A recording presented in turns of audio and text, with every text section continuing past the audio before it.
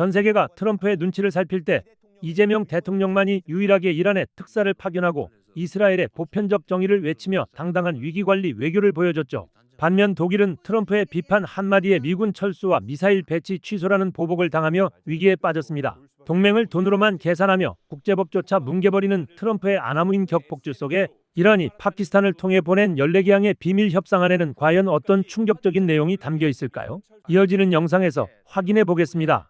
자, 전쟁 상황을 살펴보기에 앞서서 아주 간략하게 트럼프의 이 보복에 대한 이야기 잠깐 좀 나누고 가겠습니다.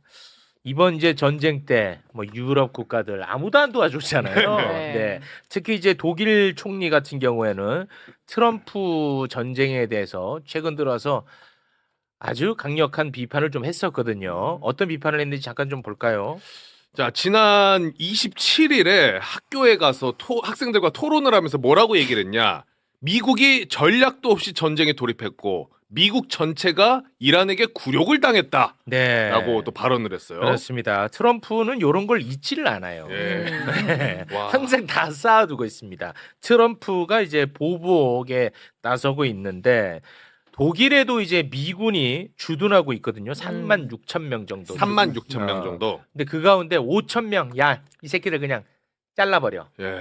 이야기를 한 것 같아요. 국방부에서는 약 5천 명의 병력을 독일에서 철수시킬 거다라고 했는데 트럼프는 5천 명보다 훨씬 더 많이 줄일 거다라고 또 인터뷰를 했어요. 그렇습니다. 네. 근데 이게 이제 왜 관심을 우리가 가져야 되냐? 우리도 이게 또 관련이 있지 않겠습니까? 그렇죠. 이거 어떻게 보셨습니까? 일단 주동 미군의 성격을 좀 봐야 됩니다. 그러니까 독일에 이렇게 있는 미군은 사실 그 독일의 아프리카 사령부도 있고 미군 아프리카 사령부, 미군 유럽 사령부도 있고 거기에 미국의 전술 핵이 있습니다. 그러니까 사실 유럽의 가장 큰 미군 기지이고 허브인 겁니다. 그래요. 근데 여기서 이제 뺀다는 데 큰 의미가 있습니다. 근데 미군이 전 세계에 이런 재배치를 하는 것은 너무 당연하고 네. 실질적으로 유럽에서 많이 빼왔는데 지금의 문제는 트럼프 행정부 일기 때도 10,000명을 빼겠다고 했다가 네. 바이든 행정부로 되면서 안 무산됐죠. 뺐었습니다. 근데 이게 핵심이 뭐냐면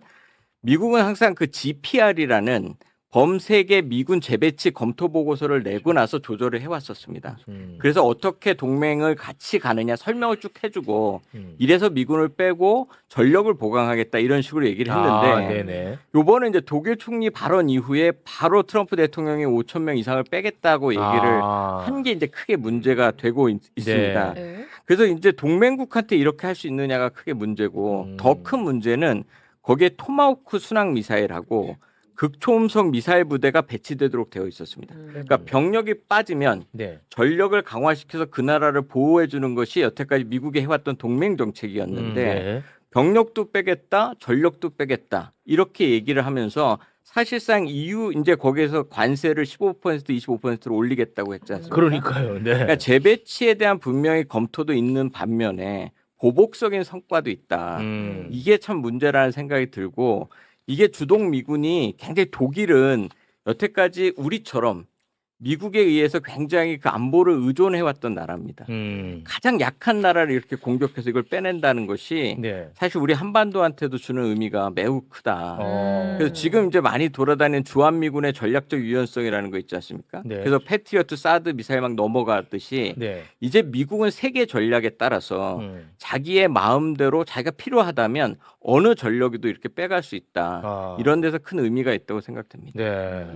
그러니까 이건 뭐 어떤 큰 틀의 전략 차원에서 빼는 건 아니고 진짜 홧김에 뺀다고 이렇게 봐야겠군요. 그러니까 사실은 36,000명에서 5,000명을 뺀다는 건 그렇게 큰 의미가 있는 건 아닌데 네. 거기에 지금 더 중요한 것은 핵심 그 전력, 미사일 네. 뭐 이런 것들을 배치하는 것을 취소해버린 것은 굉장히 경고성의 의미가 있다 이렇게 보여집니다. 네. 조금 보태면요. 지금 우리가 주둔 부담금이라고 우리 경비 말고 돕는 걸 있잖아요. 여기 주둔 지원금이 내는 나라가 세 나라밖에 없습니다. 독일, 한국, 일본입니다. 독일, 한국, 일본. 예. 그리고 독일은 아까 말씀하신 것처럼 거의 허브 기지이고요. 네. 그다음에 이걸 막기 위해서 미국은 우리 같은 경우에는 이제 국방 수권법이라 그래가지고 28,000명 밑으로 못 가게 이렇게 이 군 관련해서 예산과 관련해 가지고 의회가 제동 장치를 갖고 있고요. 그다음에 유럽 같은 경우에는 이 지금 8만 4천 밑으로 못 내려가게 해놨거든요. 아, 법으로 그걸 되어 있어요? 45일간 이 법이 다른 거하고 묶여 있어서 트럼프가 막무가내로 이걸 뺀다고 해서 그것만 딱 해가지고 막을 방법은 없는데 상당한 제한 조건은 되고 있기 때문에 그다음에 좀 실용적인 이유가 좀 있습니다. 아까 말씀하신 것처럼 재배치를 하고 만약에 여기 5천 명을 비워야 되잖아요. 네. 비우는데 수억 달러가 듭니다. 비우는데도요? 그 시설을 다 바꿔야거나 폐쇄시키는 비용이 어마어마해요. 그게 많이 들고 독일은 오히려 빠져나가는 안보적 이유보다 주변 경제가 5천 명 빠져나가니까 그 도시 사람들이 괴로운 거예요. 오히려 진짜 이유는 양쪽이 좀 다릅니다. 실제적인 이유가 있습니다. 여기 하나 꼭 짚어야 되는 게 이게 독일이 왜 이렇게 됐느냐의 핵심은 사실 트럼프 행정부 2기가 들어와서 불확실성이 생긴 겁니다. 막 나토 막 공격하고 자기 빠지겠다고 이렇게 하다 보니까 네. 가장 미국 편을 들어줬던 게 독일이었습니다. 네. 프랑스는 이제 자기가 핵을 갖고 있기 때문에 내가 핵우산을 제공해 줄게라고 했을 때 그거를 가장 반대해 왔던 게 독일입니다. 왜냐하면 미국 편을 안 들다가 나가버리거나 아까 말씀드렸던 전술핵을 독일에서 빼내면 너무 그 안보에 문제가 생기기 때문에 이랬었는데 트럼프가 계속 나토에 대해서 자기네들 뭐 빠질 수도 있다 뭐 이런 얘기를 하니까 독일 입장에서 이러다가 자기 안보에 문제가 생겨서 유럽판 나토에 적극적으로 그러니까 미국이 빠진 나토에 적극적으로 참여하겠다고 이제 하고 나선 겁니다. 그러면서 이제 미국의 정책에도 불만을 제시했고 그러니까 이것의 근본적인 원인은 트럼프 행정부 2기의 불확실성이고 나토에 대한 공격이었는데 네. 이제 그 말에 대한 것을 반대로 이제 빌미 삼아가지고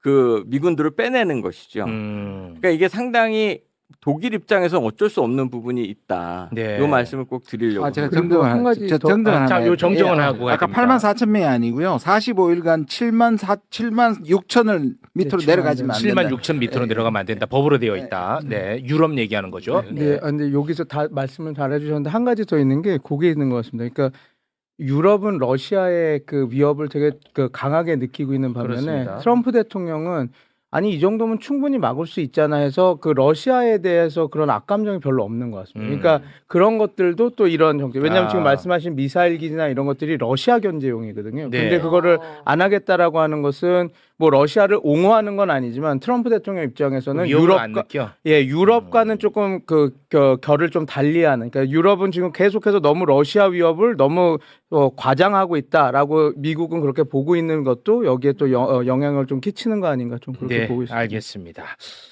자, 그러면 이제 전쟁 상황을 좀 살펴볼까 합니다. 미국은 전쟁 권한법에 따라서 의회의 승인 없이 군사 작전을 할 수 있지만 최대 60일까지만 할 수 있어요. 그거 끝나지 않았어요? 그래서 이제 그게 이제 5월 1일까지인데 네. 이제 그러다 보니까 대한민국의 수없이 많은 언론은 네. 5월 1일까지는 트럼프가 무조건 어떤 형태로든 협상을 할 거다. 이렇게 예상을 했었는데 맞아요. 네. 그때 김준영 의원이 나는 생각 달리한다. 트럼프가 언제 법 지키는 거 봤냐? 트럼프는 아마 그냥 그 법 뭉개고 갈 거다라고 예측했는데 네. 김준영 의원이 맞았어요. 완전히 그냥 뭉개고 가버립니다. 네. 그리고 제가 했던 말 똑같이 했죠. 아무도 이전 대통령 중에 지킨 사람이 그것까지 없다. 똑같아요. 제가 네. 똑같았어요. 의회에다가 트럼프가 전쟁 다 끝났다고 서한을 보냈다고 합니다. 네. 예. 미국 폴리티코 보도인데 내용이 이렇습니다. 트럼프 대통령은 미국 의회에 지난달 휴전 이후에 이란과의 적대 행위는 중단됐다는 서한을 보냈다. 그때 끝난 거야. 전쟁 끝났어. 의회 진짜. 보냈어. 예? 그러니까 이제 미국의 전쟁 장관 헤그세스가 요걸 받아가지고 또 한마디를 했는데요. 얘네들은 아무튼 편하게 살아요. 예, 함께 보시죠. We are in a ceasefire right now, which our understanding means the 60-day clock pauses or stops in a ceasefire. 자기들 계산법이 또 따로 있어. 60일 그 휴전은 포함시키지 않겠다 뭐 그렇습니다. 이런 거예요? 우리가 뭐 휴전 다 한 거 여러분 알지 않느냐? 그거는 어. 계산에 들어가지 않는다. 귀견이라고 있지 않느냐 한국에도. 우리도 그런 식으로 계산하면 된다라고 이제 표현해갖고 네. 트럼프가 여기에 대해서 또 한마디를 했는데 왜 나만 갖고 그래? 다 안 지켰는데 함께 보시죠. Let me just say you're the war powers. So many presidents, as you know, have gone and exceeded it. It's never been used. It's never been adhered to, and every other president considered it totally unconstitutional, and we agree with that. 아, 진짜 마음대로네. 그러니까 이 기존 문법대로 해석하면 다 틀려요. 음. 트럼프식으로 해석해 줘야 됩니다. 야, 자기 시간표가 있었어 진짜 그냥. 그냥 뭉개고 가네. 아무렇지도 않아 근데. 네, 그럴 거라고. 근데 또 문제도 없어 미국에서. 네. 뭐 견제 방법도 없는 것 같더라고요. 이게 하려면 할 수 있는데 공화당이 저걸 뒤엎고 만약 한다는 얘기는 트럼프한테 완전히 반대편에 선다는 얘기이기 때문에 네. 상하원 합쳐서 와. 과반수를 넘기면 되긴 합니다. 그러니까 그동안에 원래 기존 문법대로 법대로 무슨 뭐 국제법이 어떻고 국제 뭐 해양법이 어떻고 이런 식으로 해석해 갖고는 맞힐 수가 없어. 그냥 뭉개고 가는 겁니다. 네. 예. 그리고 저게 좀 많이 잘못- 놀라셨죠 우리 전문가님들도. 근데 다 틀렸죠 방송 나가서. 근데 저게 좀 잘못된 게 자꾸 지금 오바마 대통령을 끌고 들어가잖아요. 근데 그 리비아에서 했던 작전은 맞습니다.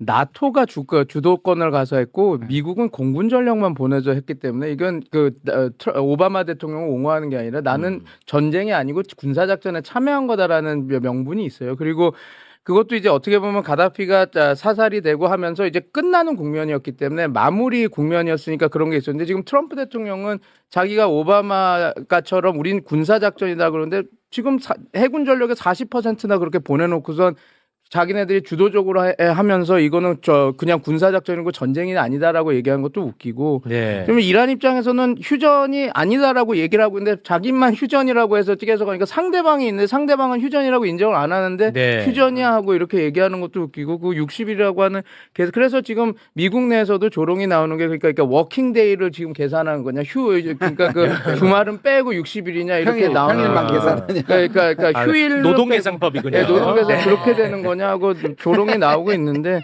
근데 아마 이게 그냥 마냥 뭉개고 갈 수는 없을 겁니다. 왜냐하면 이게 또 틀립니다. 또 민주당에서는 잘못하면. 계속 올린다고 그랬거든요. 네. 이거 관련해서. 그러면 이제 트럼프 대통령은 아니다 하고 우기면서 갈 건데. 그렇겠죠. 근데 이제 유가가 오르고 이런 상황에서 그리고 그 협상이 잘 안 되는 과정에서 자꾸 이렇게 우긴다 그러면 뭐 워싱턴 포스트나 뉴욕 타임스나 물론 이제 페이크 뉴스라고 하고 뭐 CNN이나 그렇게 하겠지만 계속 이걸 물고 얘기를 그 의제화 올릴 거거든요. 그럼 그렇긴 과연 하겠죠. 트럼프 대통령이 뭐 그러면 또 칼을 내고 막 인터뷰어 막 몰아붙이고 할 텐데 네. 그런 국면이 계속 만들어지면 과연 트럼프 대통령에게 유리할까라는 저는 생각이 들어서 이게 네. 마냥 그냥 뭉개고 갈 수 있다라고는 보지는 보지 않습니다. 않는다. 네. 그러니까 군사적으로 보면 사실 베트남 전쟁 이후에 그러니까 미군이 이런 게릴라 전술이나 중동 국가에 대한 이해가 매우 부족한 것 같습니다. 그러니까 저번에 말씀드렸던 그 이라크 전쟁을 8년을 끌고 가고 네. 아프간 전쟁을 20년을 끌고 가는데 지금 이렇게 신정 국가의 지금 이란 체제를 지금 호르무즈 역봉쇄로 이것이 무너질 거다. 항복해 나올 것이다.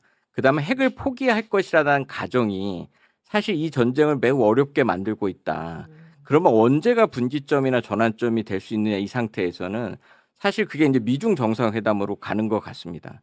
그러니까 미중 정상회담에서 어느 정도 합의를 볼 거냐 이것 따라서 한번 반전을 이루는데 그것도 좀 녹록치 않습니다. 그러다 보니까 지금 이제 호르무즈 역봉쇄라고 말론을 하면서 네. 실제는 계속 이란에서 중국으로 가거나 중국에서 이란으로 가는 배를 계속 납포하고 그렇습니다. 그다음에 중국에 대한 기업에 대한 것을 지금 제재를 막 가하는 겁니다. 그럼 결국 그걸 카드로 만들어서 미중 정상회담으로 가겠다는 것이어서 사실 지금 트럼프 대통령이 이렇게 계속 끌고 간다는 것이 사실 매우 어려워질 것이다. 그래서 이거는 그렇게 쉽게 풀릴 것 같지가 않습니다. 네. 어디든지 하나가 나와야 되는데 너무 늪으로 입장이 그렇습니다. 명확해져 있는 상태다. 네. 그래서 지금 네, 협상 상황을 잠깐 좀 살펴볼까요? 네. 미국이 이란에 9개 항으로 구성된 협상안을 보냈어요. 네. 미국이 먼저 이제 이란에게 보냈습니다. 네. 근데 그에 대한 답으로 이란은 14개 항으로 구성된 협상안을 파키스탄을 통해서 미국에 보냈어요. 네. 근데 이란이 요구하는 협상안 뭐 14개 항인데 뭐 다 볼 필요는 없고 주요 사안만 잠깐 좀 한번 살펴보고 갈까요? 먼저 전쟁 피해 배상, 그리고 군사적 침략 재발 방지 보장, 이란 주변 지역에 있는 군인들 철수시키는 거, 해상 봉쇄 해제, 대이란 제재 해제, 레바논 등 모든 전선의 전쟁 종식, 호르무즈 해협의 새 메커니즘 구축. 네, 이 정도로 이란은 이제 대표됩니다. 조금 일관되는 게 네. 일단 종전부터 좀 하고 요 핵 얘기는 없잖아요. 네. 핵 협상은 뒤에 좀 하자. 요게 좀 일관된 입장입니다. 네. 요게 이제 미국에 갔거든요. 네. 요 안이.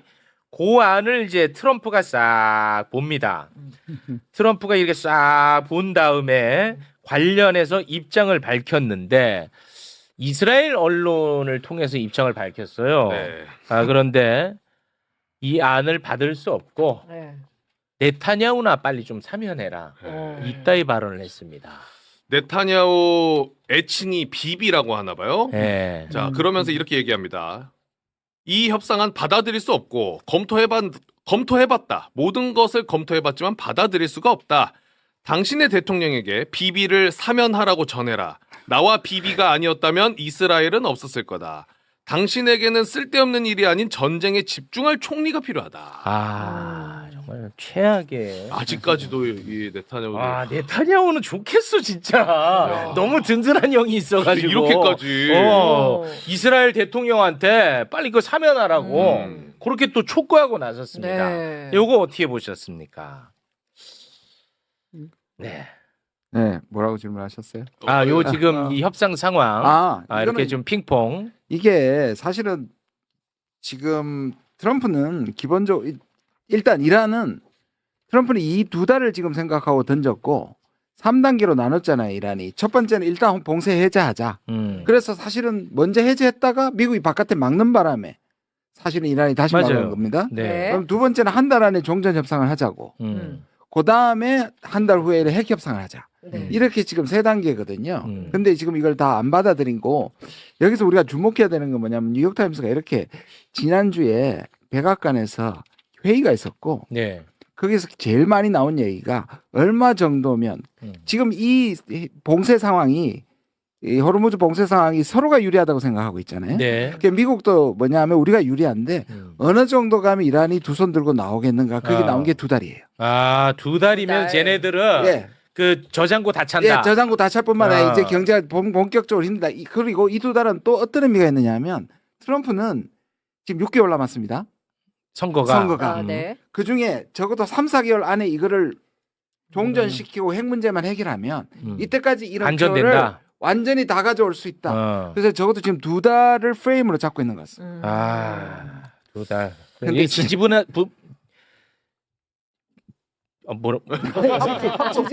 지지부진. 한국말이 생각이 안 나네. 너무 오랫동안 져가지고. 그게 쉬면 안 돼. 한국말이 생각이 안 나네. 지지부진. 지지부진하게 한 2달은 갈 가능성이 높겠군요. 예, 그러면. 지금 두 달 프레임으로 가는 것 같습니다. 근데 이게 결국 북한하고 비슷해서 저는 이제 북한을 좀 많이 상대해봤던 사람으로서 네네네. 핵농축하고 경제 봉쇄인데 북한이 그 코로나19 있을 때 3년 동안 경제를 봉쇄시켰습니다. 아예 모든 적경지역을 다 봉쇄시켜서 거래를 아무것도 안 하고 3년을 버텼습니다. 네. 그 다음에 그 고난의 행군이라고 뭐 수십만 명이 죽으면서도 버텼습니다. 그러니까 이게 독재국가하고 신정국가에서 그 주민들이 못 살고 경제적으로 어렵고 한 것을 과연 핵이라는 그 정권의 생존이라는 걸 내놓고 내가 맞교환할 수 있는 대상이냐. 이렇게 보면 이란 혁명수비대 입장에서는 이것을 버틸 수 있다고 저는 보여지는 건데 지금 의원님 말씀하신 것처럼 트럼프 대통령은 중간 선거라는 게 딱 앞에 와 있는데 이거는 본인이 교환할 수 있는 게 아닙니다. 그렇죠. 이거는 분명히 내놓아야 되는 것이라 그렇죠. 협상력에서 누가 더 세냐라고 얘기하면 당연히 이란이 세다. 이란이다. 그러니까 이게 안 되니까 뭐 자꾸 때리겠다는 얘기 말만 하는데 솔직하게 이제 더 이상 때릴 데도 없는 상태. 네. 그러니까 이런 것들이 사실은 굉장히 길게 갈 것인데 길게 가면 갈수록 이란과 미국 둘 다 못 이기겠지만 그래도 이란은 버틸 수 있다라고 저는 생각합니다. 그렇게 이제 보시는 겁니다. 네. 북한이랑은 좀 다르긴 한데 네. 왜냐하면은 북한은 완전히 통제가 가능한 것과고 이란은 저희가 11월 1월 달에 본 것처럼 시민 봉기가 나고 왜냐면 아마 이게 불글불글 끌어올릴 겁니다. 그리고 조금 통제가 왜냐면 유학도 많이 가고 그런 것들이 다 있어서 근데 문제는 이거 같습니다. 말씀하신 대로 저도 100% 동의하는 부분은 2개월, 6개월은 이란이 충분히 버팁니다. 이 기간은. 그러니까 그 북한처럼 2년, 3년 고난의 행군처럼 다 맞고 갈 수 있는 건 이란은 그 정도의 그 그 완전한 독재 국가는 아니기 때문에 그건 힘든데 트럼프 대통령이 지금 말씀하신 저도 분석을 이렇게 하는데 2달 6개월 그 기간 동안에는 이란이 버틸 수 있는 힘은 충분히 있거든요. 그걸로 해서 그래서 지금 트럼프 대통령이 지금 좀 오판하고 있다라고 저는 보고 있습니다. 그러니까 네. 2달 안에 이네들이 다 두 손 들고 이렇게 핵도 포기할 게 이렇게 나올 가능성은 낮다. 저는 네. 그렇게 보고 있습니다. 자, 어찌됐든 뭔가 좀 지지부진한 네. 그런 국면인데, 저는 이거 빨리 좀 해석 듣고 싶었어요. 트럼프가 호르무즈 해협에서 뭔가 군사작전을 펼칠 듯한 글을 하나 남겼어요. 나는 요거 때문에 아주 지금 걱정이 많은 사람입니다. 요거 소개해 주세요. 자, SNS 글인데요. 전 세계 국가들이 호르무즈 해협에 갇힌 자국의 선박들을 풀어주는데 도움을 줄 수 있는지 미국에 요청해왔다.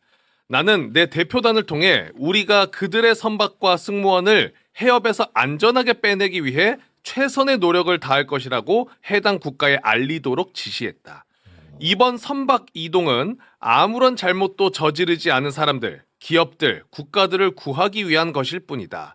이들은 단지 상황의 희생자들이며 이는 미국과 중동 국가들, 특히 이란을 대신한 인도주의적 제스처이다.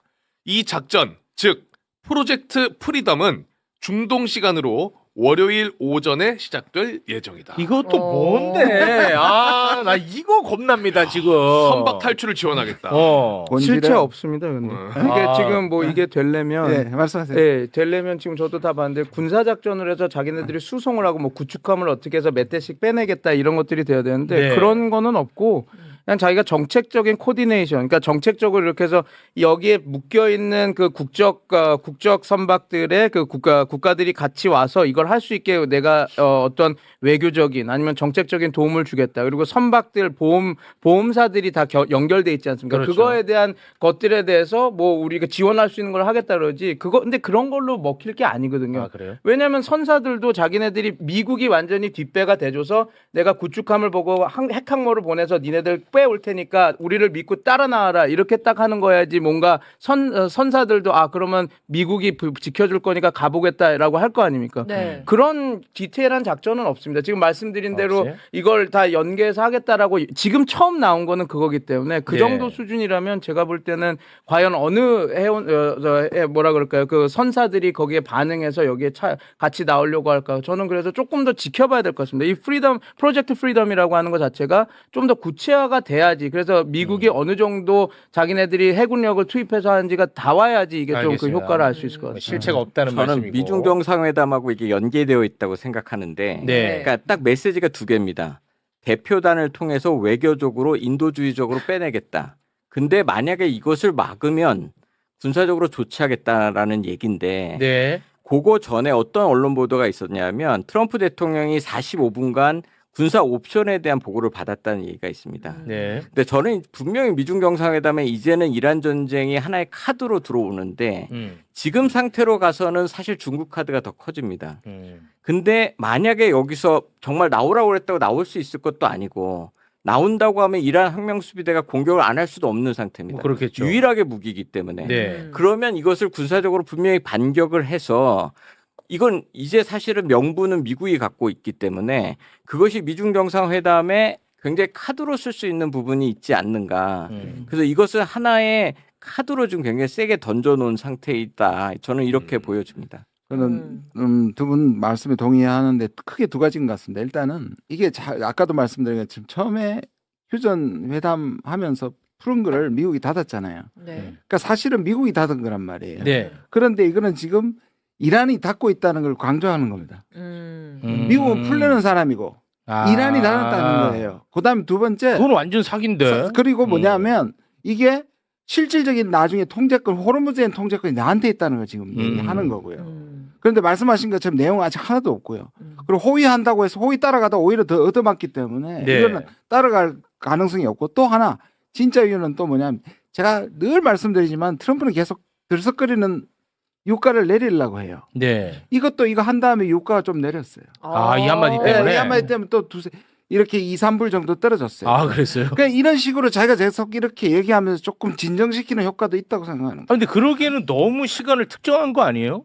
근데 월요일부터 지금 이제 이렇게 얘기하면서 그러니까 2, 3불밖에 안 내렸겠죠.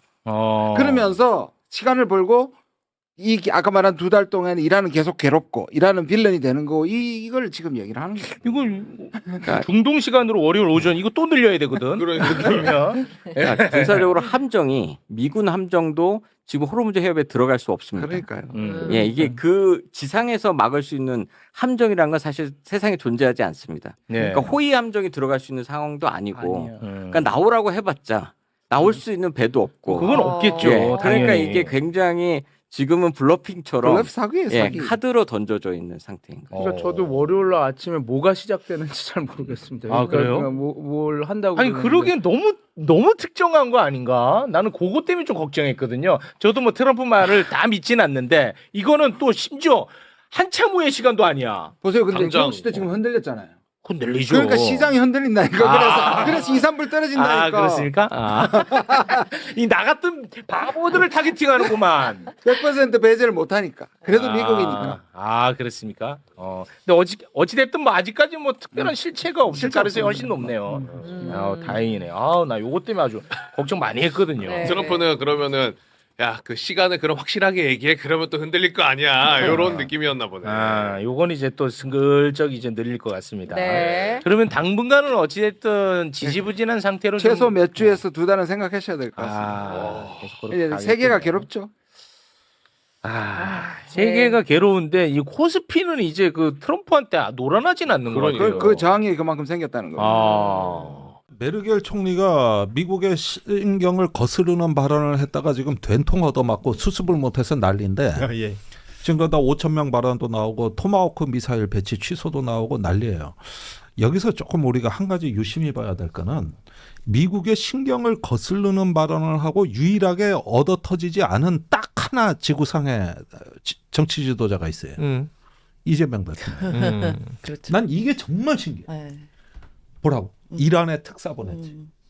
이거 진짜 거슬러. 이스라엘 비판하고. 그다음에 이스라엘 그 인권 유린 비판했지. 그다음에 저기 뭐냐 이 전쟁은 국제적 보편적 기준과 정의의 기준으로 접근해야 된다. 이거 트럼프 거슬리는 거죠. 그다음에 보내달라는 함정 안 보내지. 보내고. 내가 보기에는 진짜로 저기 그 중견 국가 중에서 이렇게 저 균형 있게 그것도 미국의 비교적 소신발언한 지도자가 없거든. 근데 딱 이재명 대통령이 이러고 나니까 스페인 총리, 이탈리아 총리가 쭉쭉쭉 올라왔죠. 그리고 이번 독일 총리 발언 이후에 트럼프가 뭐 시키지도 않았는데 스페인, 이탈리아는 언급하면서 같이 욕을 했어요. 같이 욕을 했어요. 근데 여기 한국 대통령은 욕하지 않았습니다. 그러니까 뭔가 이렇게 까먹었나. 경우의 수가 다르다라는 생각도 듭니다만 지금 이 판이 돌아가고 있는 것은 이렇게 돌아가고 있는데 결국 우리 정부도 관련해서 준비를 하고 대응할 내용들은 굉장히 많을 것 같습니다. 아니 근데 5월, 6월에 우리가 이제 그 이 해협 봉쇄와 앞으로 정상화되기 어려운 이 국제 공급망의 고통이 전쟁 그 12주차부터 16주차 사이에 엄청나게 고통스럽게 다가옵니다. 그래서 저는 어떤 그 대통령이나 정부가 국민과 진솔하게 소통하고 어려운 건 어려운 대로 극복할 수 있는 지금 어떤 국가적인 의지의 결집 이런 부분들을 생각을 하셔야 될 것 같고 그러면서도 이제 한국이 갖고 있는 반도체나 조선이나 이런 데서의 어떤 강점이 외국이 함부로 우리나라를 만만하게 보지 않고 건들지 못한다는 거 이런 면에서 또 자신감도 심어주고 이런 어떤 위기관리형 리더십이 지금은 나올 때가 거의 임박했다. 요 점을 좀 보시죠. 중요한 건 이제 이미 장기전에 돌입했고 이 장기전이라는 게 뭐 오늘 내일 매번 뭐 협상, 종전, 휴전 이런 표현이 등장하고 있지만 전쟁은 계속 이어지고 있는 겁니다. 우리 삶에 미치는 영향이 적지 않기 때문에 준비해야 하는 것이고 지금 말씀하셨지만 정부 단위에서는 위기 대응 그리고 국민들에게도 뭐 지난번에도 에너지 절약에 대한 얘기가 있었습니다만 이런 것들이 그냥 뭐 별거 없네? 라고 넘겨서는 안 되는 그럼 안 돼요. 그런 타이밍이 지금 지나고 있는 것이기 그런 때문에 시기는 아닙니다. 우리가 70년대 오일 쇼크가 있고 나서 에너지 가성비, 연비 좋은 산업 구조로 전환한 거예요. 그렇죠. 오히려 70년대 두 번의 오일 쇼크가 대한민국 산업과 제조업 발전의 기회였다는 거. 그래서 그 폰이라는 자동차 나왔던 거 아닙니까? 그 지금도 마찬가지예요. 이제 사회 전환을 할 수 있는 기회로 이걸 삼아서 위기를 기회로 끌고 가야 돼요.